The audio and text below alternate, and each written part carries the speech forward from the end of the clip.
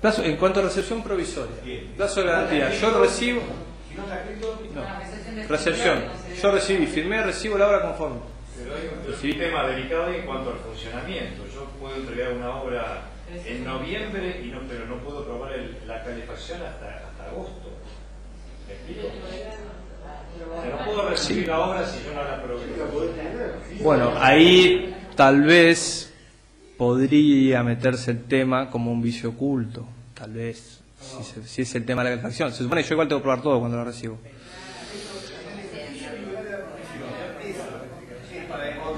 ¿Esa norma es para el contratista o para el profesional que diseñó y dirigió la obra? No, acá estamos hablando del contratista. Contratista. O prestador de servicios en algunos artículos. Por eso también lo que decía Juan Carlos. Es confuso en ese punto. Por eso, tal vez lo más adecuado para ustedes, para resguardarse, es que tengan la mayor cantidad de documentación con ustedes y que puedan poner por escrito todas las cláusulas que vayan viendo que por ahí se les va a traer algún problema.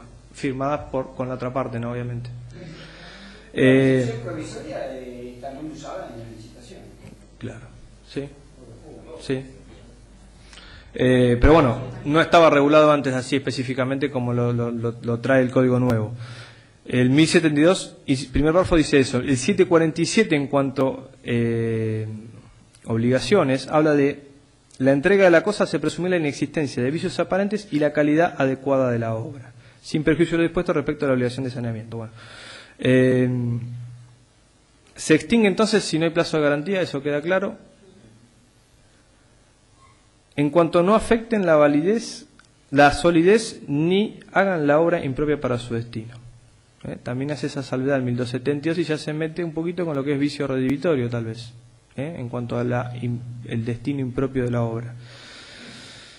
Y si es un contrato de consumo, vamos a ver que el constructor va a seguir obligado igualmente por los defectos ostensibles o aparentes, justamente por la aplicación intuitiva de la normativa del consumidor. Vicios redivitorios están normados en el 1051. Redivitorios. Son una especie del vicio oculto, digamos, ¿no? Es un vicio oculto, si hablamos en general. Vicio oculto, vicio aparente. Lo que es responsabilidad por vicio, ¿lo vieron con Rodrigo? Este muchacho no habló nada. No, me mata, si me mata. Nada, me dijo, él específicamente me dijo que el tema de vicios no le iban a tocar. Sí, el tema de prescripción.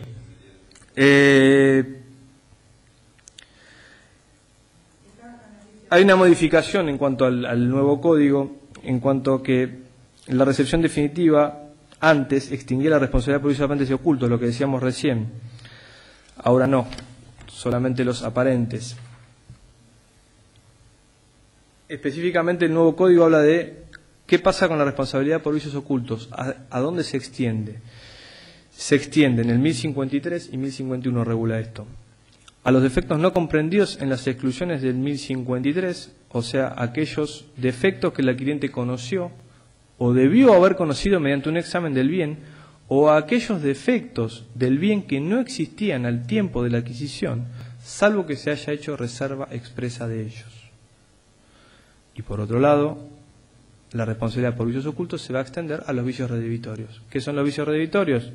Un poco lo que ya veníamos diciendo, lo que hacen a la cosa impropia para su destino por razones estructurales o funcionales, o bien disminuyen su utilidad al extremo de que el comitente, de haber sabido de ellos, o no hubiera contratado, no hubiera recibido la obra, o hubiera pactado una retribución menor. Perdón, porque estoy muy resfriado, estoy medio para atrás. ¿Qué plazos tenemos para reclamar? ¿Qué plazo tiene el comitente para reclamar por estos vicios ocultos? Y ahí el nuevo código habla de caducidad y de prescripción, habla de dos términos que parecen similares pero no son iguales. Si hablamos de caducidad, de un plazo de caducidad, vamos a hablar de un plazo en el cual yo por el transcurso del tiempo, si no ejercito mi derecho, lo pierdo. Esos 60 días que hablaba el código de Vélez como plazo de caducidad para yo decirle no, hay vicios ocultos al constructor. Eso es un plazo de caducidad. Yo pierdo el derecho si en esos 60 días no le digo al constructor fehacientemente que están los vicios. Diferente de un plazo de prescripción, que eso lo vieron con Rodrigo. La prescripción me hace a mí perder el derecho a accionar judicialmente. No me hace perder el derecho. Bien.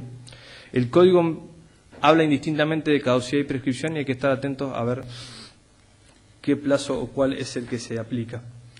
El nuevo código habla de que los defectos ocultos van a anunciarse dentro de los 60 días de manifestados o si el defecto se manifiesta gradualmente desde que el adquirente pudo conocerlo.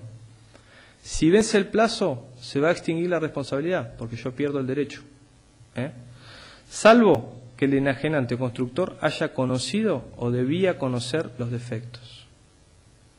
Esa es la excepción. Hay que probarlo. Bueno, así lo dice el 1054. Y el 1055 agrega: la responsabilidad por vicios ocultos caduca cuando transcurrieron 3 años desde que fue recibido el inmueble por el adquirente, pudiendo aumentarse el plazo convencionalmente. Ahí hablamos también un poco del aumento del plazo. Bueno, se puede aumentar. ¿Qué significa? ¿Que las dos partes tienen que estar de acuerdo? Para aumentarlo sí, si no son 3 años. Y en cuanto a la prescripción, para que accionen, ¿qué? Sí, ocultos, sí. Habla de un año, porque el 1055 remite, dice, en cuanto a la prescripción, remito a lo que dice el 2564 para vicios redimitorios, un año. Prescripción estamos hablando, no caducidad. Y si es contrato de consumo, hablamos de 3 años. Vamos. Sí, vamos. Vamos a hacer un cuadrito sintético con los plazos. Bien. Entonces, 60 días. Dale, a ver qué entendieron. Vamos. Entonces tenemos para reclamar, una vez que se haya hecho no dado plazo de garantía, son 60 días a partir de que yo conocí o pude haber conocido. El problema. Que después, bueno, tendrá que probar si es así o no. Después, el caso de la prescripción del reclamo es a partir de la entrega definitiva, a partir de los 3 años. O sea, a los 3 años ya... No, la responsabilidad caduca a los 3 años. La responsabilidad caduca. Si yo en el medio, por ahí fui intimando, fui cursando notas, vamos pateando para adelante. Exacto. Si no, 3 años. 3 años y 1 año para accionar judicialmente. Bien.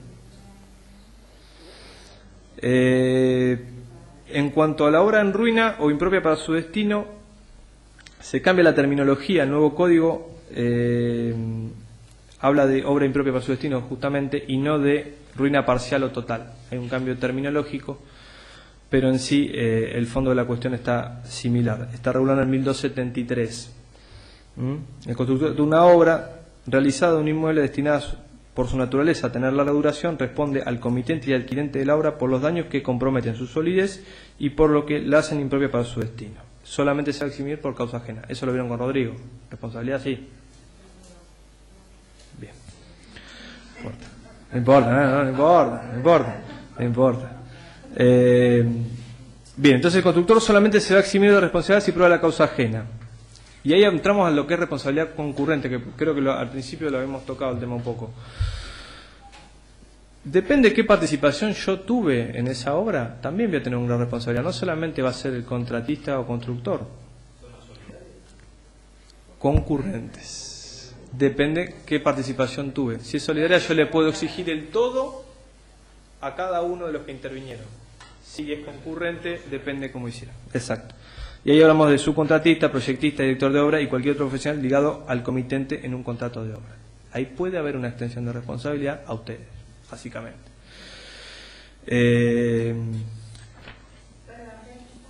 1273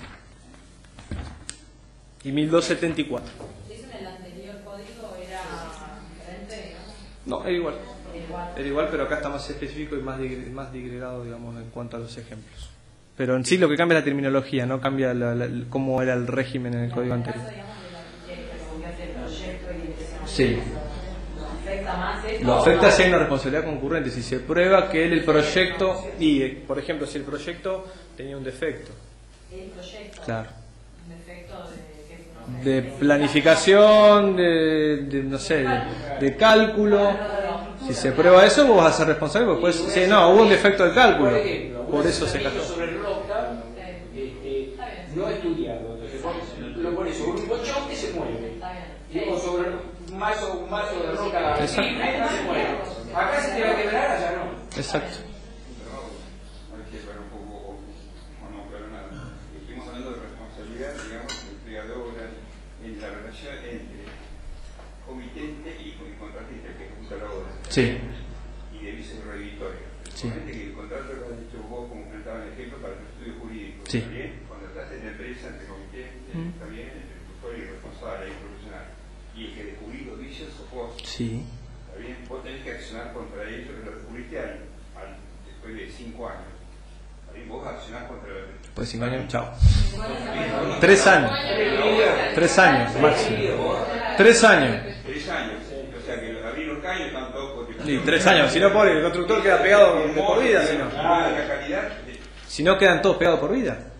O sea que vos no podés hacer nada. 3 años. 3. Después de 3 años, no. Si no mandaste Tres. la antes. Está bien. 10 años. Antes eran 10 años. 10 ideas. Un tipo ahí hay uno.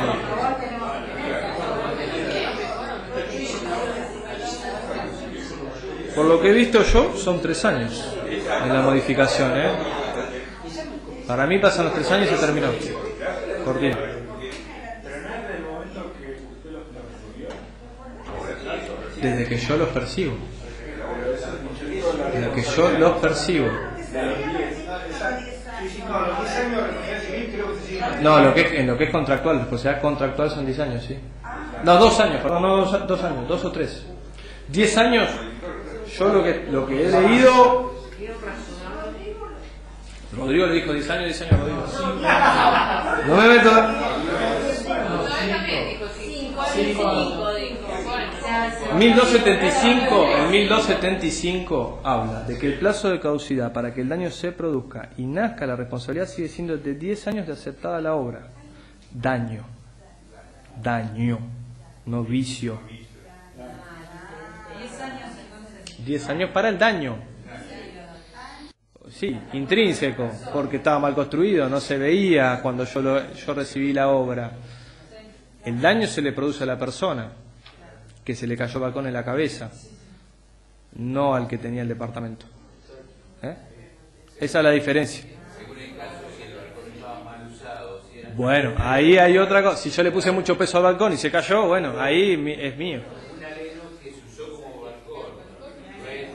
Bueno, claro. Ahí habrá que probar cómo estaba el proyecto, qué destino tenía cada unidad, cada parte. Exacto. Ahí hay que ir al proyecto y al contrato a ver qué uso, qué destino se le dio a cada unidad o cada parte del inmueble. Después, en cuanto a extinción del contrato, rápido y para terminar, pago y entrega, lo normal, o anormal, no sé. Desistimiento unilateral, sin motivación del comitente, regulado en el 1261, debe indemnizar obviamente al contratista o prestador de servicio por los gastos y trabajos realizados y la utilidad que hubiera podido obtener. ¿Por qué? Porque no tiene motivación en su decisión de desistir de la obra. El juez puede reducir equitativamente, atenti la utilidad de la aplicación. También lo dispone el artículo. Después, en cuanto a la muerte, también muerte del contratista o prestador, va a extinguir el contrato, salvo que se pacte continuarlo con los herederos o que sea una obligación intuito persona, la obligación que decimos nosotros, que solamente la puede realizar ese contratista, artista. O sea, él solamente la puede hacer, bueno, se extingue. Si no se puede continuar por los herederos, se continúa. La muerte del comitente en principio no va a extinguir el contrato, salvo que se haga inútil o imposible la ejecución del mismo. Bien, eso está en el 1259. Sí. Estamos hablando de toda la responsabilidad finalizando un contrato. ¿Qué pasa con el desligamiento? ¿El desligamiento qué es?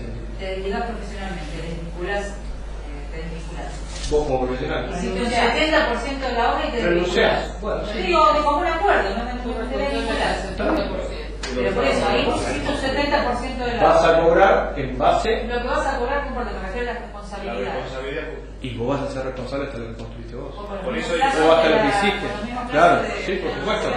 Tenés que probarlo después hasta donde construiste. Déjenlo bien asentado como se va. Sos director de obra, vos no estás construyendo. No, está bien, no, eso no, desde director de obra estás vigilando. Está bien, te desligás. Yo dirigí la obra hasta acá. y la obra se construyó hasta acá, y yo vigilé hasta acá. Los materiales que se utilizaron fueron estos, mano de obra fue esta, instalación fue esta, eléctrica, sanitaria, lo que sea. Y tiene derecho a cobrar los horarios hasta ahí. Hasta ahí, claro, sí, por supuesto. Yo me refería... Si es intempestiva, tal vez te pueda decir la otra parte, bueno, pará, te va de una. Todo no te voy a pagar 70, te voy a pagar 50. Bueno, ahí lo arreglan ustedes. O el juez, en caso que ustedes no estén de acuerdo. Imposibilidad sobreviniente de lo que es la obra, 1267, primer párrafo. El contratista va a tener derecho a percibir una compensación equitativa a la tarea efectuada, otra vez equitativa. O rescisión bilateral de acuerdo a lo que las partes acuerden, un poco lo que decíamos recién. El 1268, para terminar, habla de la destrucción o desperfecto de la obra por caso fortuito antes de la entrega. Cualquiera de las partes puede dar por extinguido el contrato. Obviamente estamos hablando de que se afecte una parte importante o vital del contrato. En cuanto a los servicios, hay dos normas. Al contrato de servicios hay dos normas específicas en este nuevo código, es el 1278 y 1279. Van a remitir el 1278 a todo lo que se aplica a contrato de obra y obligaciones de hacer, en base a lo que es el contrato de servicios. Y en 1279 hablar de lo que es el servicio continuado. Si no se pacta nada en concreto, se presume que un servicio contratado es continuado y no por plazo determinado. Eso en cuanto a las principales modificaciones. Como conclusión de lo que es la reforma, un poco lo que charlamos al principio. Se introducen algunas cuestiones específicas como la recepción provisoria de obra con plazo de garantía y algunas cuestiones un poco más amplias o interpretativas que van a quedar en manos del juez. Se le da un papel muy importante a la interpretación judicial en algunas cuestiones como puede ser la retribución, precio o a partir de cuándo se recibió una obra, etcétera. Básicamente las reformas apuntan a lo que charlamos hoy. Y en cuanto a la libertad de las partes para fijar lo que es precio, también se le da mucha importancia a lo que convencionalmente las partes han llegado a acordar. Después entra a jugar el juez. Nada más. Hasta ahí llegó lo que les preparé para hoy. Cualquier pregunta o algo, hacemos. Uno realizó un anteproyecto, un boceto preliminar sobre la propiedad intelectual del boceto. ¿Qué regula? El código habla, ahí vamos a la parte general de tratativas preliminares o tratativas precontractuales. Va a haber lo que llamamos hoy al principio. El proyecto en sí, como obra intelectual, va a tener un reconocimiento monetario si se pactó una retribución y se prueba que el proyecto se concluyó de acuerdo a lo que te pidieron. Se apunta eso a la pregunta. No, apunta el hecho de que yo realizo un proyecto, Sí. se lo muestro a un cliente, Sí. me lo roba y lo ejecuta. Bueno, ahí entra a jugar lo que es propiedad intelectual. Y es una ley, la 11.723. Lo que es 723, sí, si está registrado mejor. Yo creo que si lo ve y te lo roban y no tenés testigo ni prueba ni nada, Sirve, no hay protección. Yo hice una presentación al colegio de arquitectos con toda la documentación de archivos y reuniones, un escrito, y lo dejé documentado como que eso en esa época estaba preparado. ¿Eso me sirve para mí de Sí, como principio de prueba, como prueba te sirve para probar que vos tenías tu creación intelectual a un momento determinado. Si después otro te la hizo, tendrás que probar que te la robó. Se le puede haber ocurrido al otro también. El tema es cómo probarlo. Si es muy específico, si es muy... claro. El otro te va a decir, a mí también se me ocurrió lo mismo. Bueno, habrá que probar. Por eso es mejor tener registrado, tener una presentación como la que hiciste vos, documentada y presentada a una fecha determinada en tu colegio profesional. Tiene que coincidir que se le ocurrió lo mismo en el mismo terreno que yo presenté. Bueno, sí, ahí estamos. Bueno, sí, por eso. Bueno, por eso. Ya si entramos después a lo que es un modelo de utilidad o otra cuestión, ya sí hay que registrarlo en el INPI y es otra cosa. Pero si como elemento es un contrato, Sí. es un elemento gráfico, No es un contrato tu proyecto. Ah, ¿no es un acuerdo? Tu proyecto no. El acuerdo para hacer ese proyecto es el contrato. Tu proyecto no. El proyecto es el resultado, o sea, el objeto de ese contrato que vos celebraste con esa persona. Yo entregándole el anteproyecto. Si vos le entregás al anteproyecto, estás concluyendo el contrato que vos iniciaste. Si lo entregás, te lo firma y te pagó, terminó el contrato. Bueno, en este caso no se lo pagó. Si no se lo pagó, vos tenés documentado la entrega, podrás reclamarle justamente la retribución o el valor de tu obra intelectual, si tenés documentada la entrega. Si no, vas a tener que probar otras cosas. El municipio aconseja que una vez que se ha cobrado los honorarios profesionales, desligarse de la obra. ¿Aconsejas no sabía? Por experiencia de problemas que aparecen después. ¿Y desligarse en qué sentido? Desligarse y al municipio. Lo recomienda el municipio, por algo lo recomendará, no sé. Por algo lo recomendará el municipio. Habrá que preguntarle al municipio pues lo recomienda. Exige después al mismo comité, te le comunica que fue desligado y le exige que coloque el reemplazo a otro profesional. ¿Dónde está? Queda mal con el comitente mal, porque no puede hacer nada si no mete a otro profesional. No va a tener ninguna injerencia en cuanto a responsabilidad ni nada de eso. Una vez terminado. Sí, pero en las horas chicas no. Se desliga, está bien, se desliga, pero va a ser responsable de lo que hizo hasta ese momento. Sí, sirve como punto de partida para que él no sea más responsable, tal vez, en cuanto a lo que se construye o se siga haciendo la obra, pero por lo que hizo...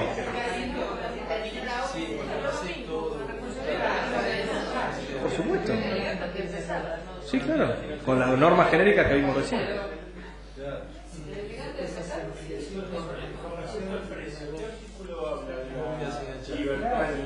1255. No recuerdo mal. ¿Tope mínimo? 1255. No, no hay tope mínimo. Justamente es la libertad de contratación la que regula, digamos, entre comillas, la fijación de precios.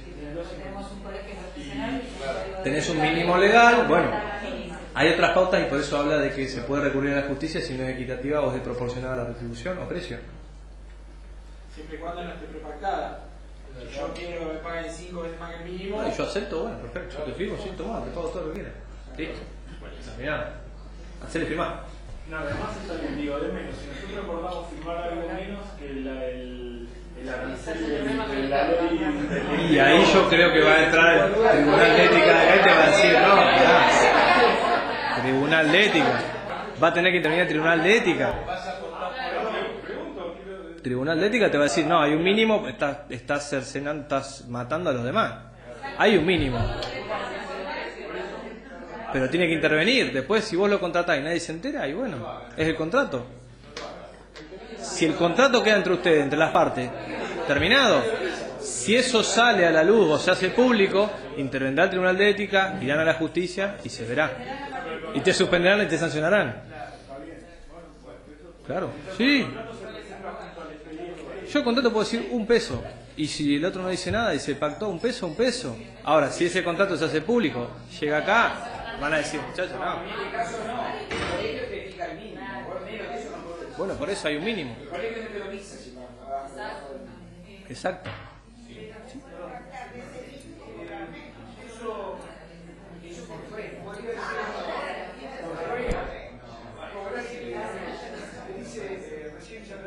Silencio porque si no, no puedo escuchar. El tema de un precio, establecer un monto de valores en el cual uno puede pactar que se supera lo que es esa quinta parte. Eso no va en contra de lo que te puede decir un juez llegado a un tipo de litigio, a un juicio. ¿Por qué? ¿Por qué pensás eso? Los contratos normales que nosotros hacemos, la mayoría, digamos, son los tipos, esos tipos que bajamos de... Sí, los predispuestos o la adhesión, digamos, entre comillas. Dentro de eso, particularmente yo lo que agrego son cláusulas particulares y especiales, ya sea para cada obra, o porque uno no conoce el comitente, o porque conoce el comitente precisamente, establece esas cláusulas. La pregunta concreta es, esas cláusulas, como las pongo yo, y las firmo en la otra parte, llegado a una situación de litigio, ¿no son contraproducentes para uno basarlos en el nuevo Código Civil? Un caso sería precio, por ejemplo. La otra sería establecer los vicios regulatorios o los de obra, o el tema de los tiempos, los plazos y la forma de pago. Lo que ustedes pacten va a ser válido en la medida que no esté en contrario a lo que dice el código. porque es una norma pública y de orden público. Si llega el juez va a aplicar el código y va a decir que esa cláusula no es válida. Bien, o sea que el tema de esos mayores supuestamente tampoco podría llegar a ser el caso. Podría llegar a ser el caso, depende cómo lo interprete después en ese momento. ¿Se entiende lo que estoy Sí, diciendo? sí, está claro. Las normas del código son de orden público. Si hay una cláusula contraria a esa norma, va a ser tomada como no vale o contra ley. En cambio, cuando no litiguemos, uno cobra. Ahora, si vas a litigar... Y si no llega a la justicia, sí. A ver, llega a la justicia porque hay una de las partes que no está de acuerdo. O se da cuenta que hay una desproporción. ¿Terminamos? Bueno.